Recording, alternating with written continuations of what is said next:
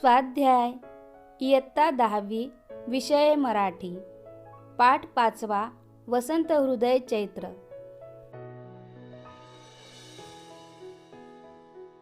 प्रश्न पहिला, पाठाच्या आधारे दिलेल्या वैशिष्ट्यांवरून झाडाचे नाव लिहा। वैशिष्ट्ये: झाडाचे किंवा वेलीचे नाव। अ. निळसर फुलांचे तुरे, कडुनिंबाचे झाड। आ. गुलाबी रंगाची कोवळी पालवी, पिंपळाचे झाड। ई. गुलाबी गेंद, मधुमालती। ई. कडवट उग्र वास, करंजाचे झाड। उ. दुरंगी फुले, घाणेरी। उ. 3 पाकळ्यांचे फूल, माडाचे झाड। ए. पायापासून डोकीपर्यंत लादली गेलेली फळे, फणस।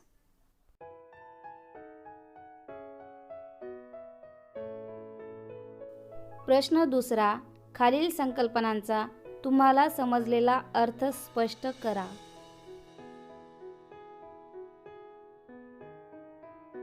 1.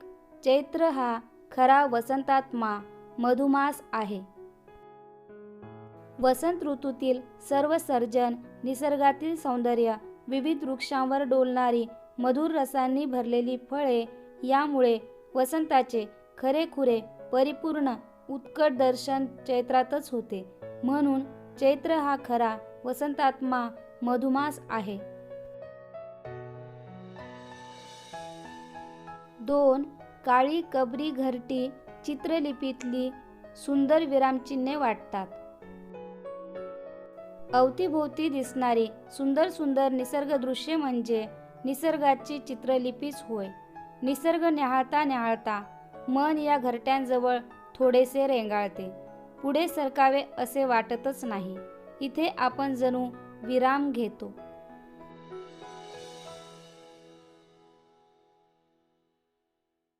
3. माधुर्याचा हा थेंब अभिरुचीला पुरेसा वाटतो। एखादे लोभसवाणे दृश्य ते चिमुकले असले तरी मनाला खिळवून ठेवते। त्या चिमुकल्या रूपातले अल्पस्वरूप दर्शन म्हणजे माधुर्याचा एक थेंब असतो।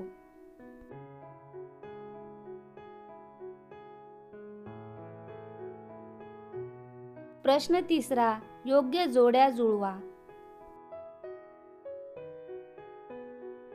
अ गट, ब गट। अ गटामध्ये 1. लांबलचक देठ, 2. अर्धवर्तुळ पांढरी टोपी, 3. भुरभुरणारे जावळ। ब गटामध्ये अ. माडाच्या लोंब्या, आ. कैऱ्याचे गोळे, ई. करंजाची कळी।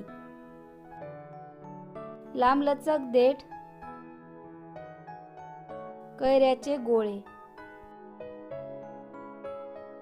अर्धवर्तुळ पांढरी टोपी, करंजाची कळी।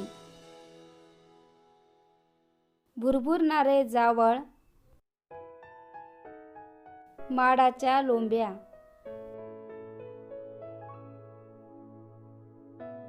प्रश्न चौथा, खालील तक्ता पूर्ण करा।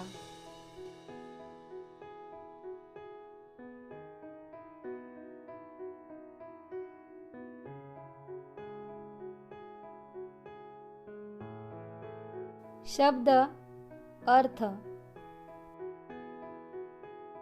निष्पर्ण पाने निघून गेलेला,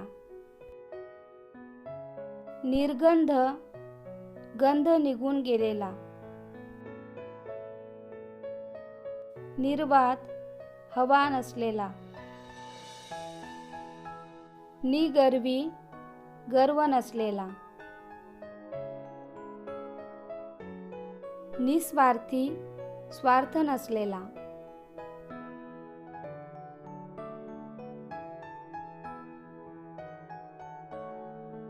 प्रश्न 5वा, खालील वाक्यात योग्य ठिकाणी कंसातील योग्य वाक्प्रचार वापरून वाक्ये पुन्हा लिहा. कंसातील वाक्प्रचार: रुंजी घालणे, कुचेष्टा करणे, पेव फुटणे, व्यथित होणे. लहान सहान अपयशाने दुःखी होणे अयोग्यच. लहान सहान अपयशाने व्यथित होणे अयोग्यच. गुंजारव करत भ्रमर फुलांच्या अवतीभोवती फिरत असतात. गुंजारव करत भ्रमर फुलांच्या अवतीभोवती रुंजी घालतात. मोठ्या माणसांबद्दल चुकीचे बोलणे हा सुद्धा अपराधच. मोठ्या माणसांबद्दल कुचेष्टा करणे हा सुद्धा अपराधच. सध्या घरामध्ये उंदरांची संख्या वाढल्याने अनेक पाहुण्यांच्या पिशव्या कुरतडल्या गेल्या आहेत. सध्या घरामध्ये उंदराचे पेव फुटल्यामुळे अनेक पाहुण्यांच्या पिशव्या कुरतडल्या गेल्या आहेत.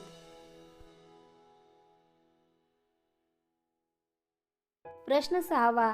खालील शब्दांमधील प्रत्यय ओळखून तक्ता पूर्ण करा.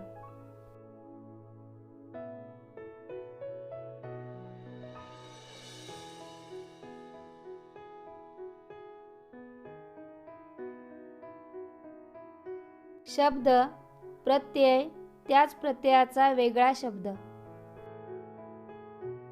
शब्द अतुलनीय, प्रत्यय नीय, त्याच प्रत्ययाचा वेगळा शब्द प्रशंसनीय. शब्द प्रादेशिक, प्रत्यय इक, त्याच प्रत्ययाचा वेगळा शब्द सामाजिक. शब्द गुळगुळीत, प्रत्यय ईत, त्याच प्रत्ययाचा वेगळा शब्द मुळमुळीत.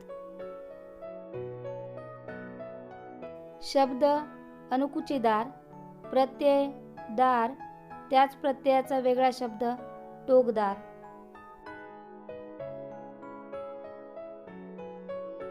प्रश्न 7. खालील वाक्यातील अधोरेखित नामांचा प्रकार ओळखून चौकटीत लिहा.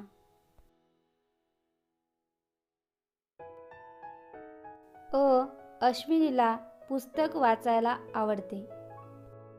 अधोरेखित शब्द अश्विनी, पुस्तक.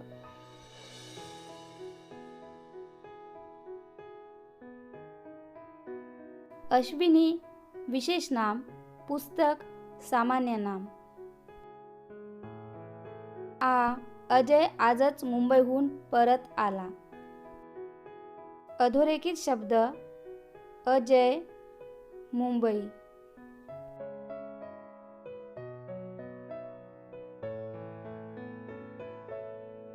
अजय विशेष नाम, मुंबई विशेष नाम.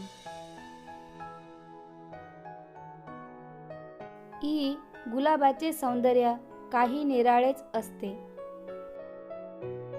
अधोरेखित शब्द गुलाब, सौंदर्य.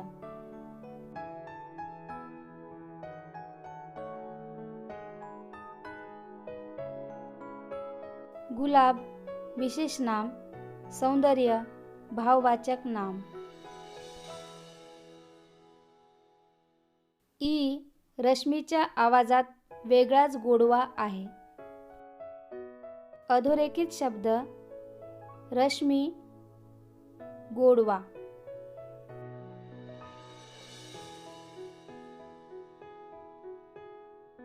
रश्मी विशेष नाम, गोडवा भाववाचक नाम. प्रश्न 8. खालील ओळी वाचून दिलेल्या शब्दांसाठी त्यातून योग्य पर्यायी शब्द शोधून लिहा.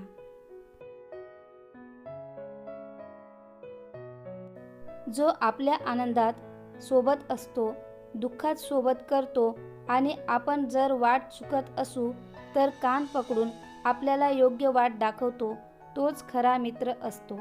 काय करावे हे सांगत असताना काय करू नये हे सांगणेही महत्त्वाचे असते. खालील शब्दांसाठी ओळीत आलेले पर्यायी शब्द. अ. कर्ण कान. आ. सोबती मित्र.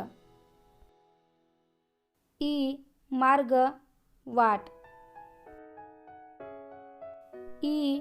हर्ष आनंद.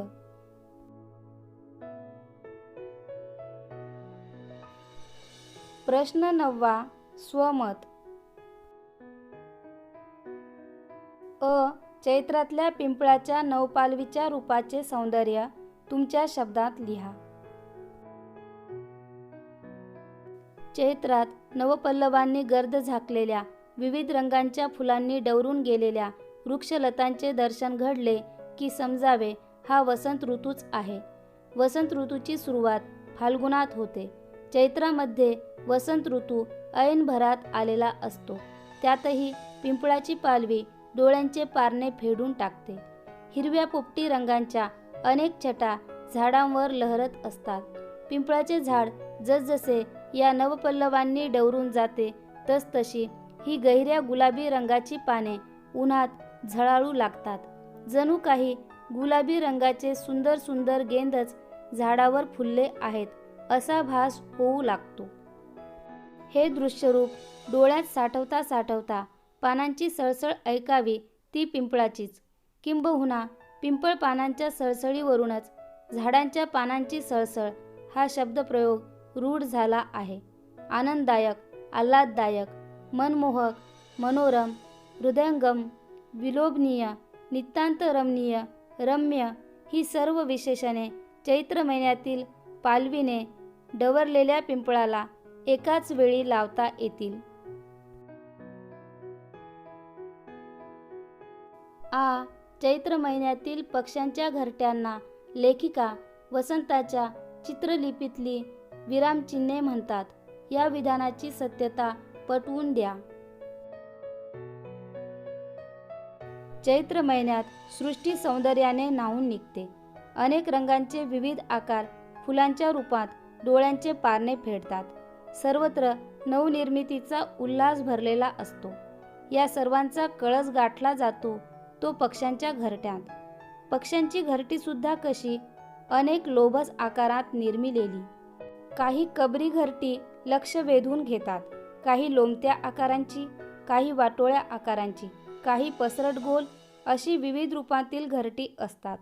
ही घरटी रमणीय निर्मितीचे दर्शन घडवतात. ही घरटी म्हणजे जणू चित्रलिपीच वाटते. चैत्रामध्ये निसर्गाचे जे रूप दिसते ते जणू निसर्गाचे साहित्य होय. हे साहित्य वाचताना आपण घरट्याजवळ रेंगाळतो म्हणून ती विरामचिन्हे ठरतात.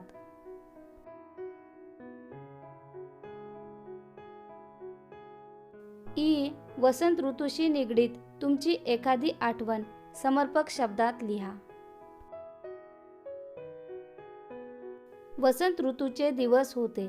मामाच्या शेतात 1 नव्हे 2 नव्हे तर तब्बल 100 आंब्यांची झाडे होती.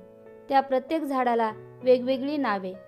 काही आंबे लोणच्यासाठी प्रसिद्ध होते तर काही रसासाठी. काही आंबे आकाराने खूपच लहान, त्याचे नाव गोटी आंबा. त्याचा पाड खूपच गोड. एका आंब्याचे नाव केसरी आंबा. त्याचा रंग केसरी, तो आकाराने मोठा आणि चवीने गोड होता. आम्ही सकाळी लवकरच शेतात गेलो. 100 झाडांपैकी 10 झाडांच्या कैऱ्या मी स्वतःच दगड मारून पाडल्या. प्रत्येक कैरी वेगळी होती. पूर्ण दिवस कैऱ्या पाडण्यातच गेला आणि जेव्हा संध्याकाळ झाली तेव्हा पाय भयानक दुखत होते. घरचा रस्ता धरला आणि सरळ घरी गेले. जेवण केल्या केल्या कधी झोप लागली ते समजले पण नाही.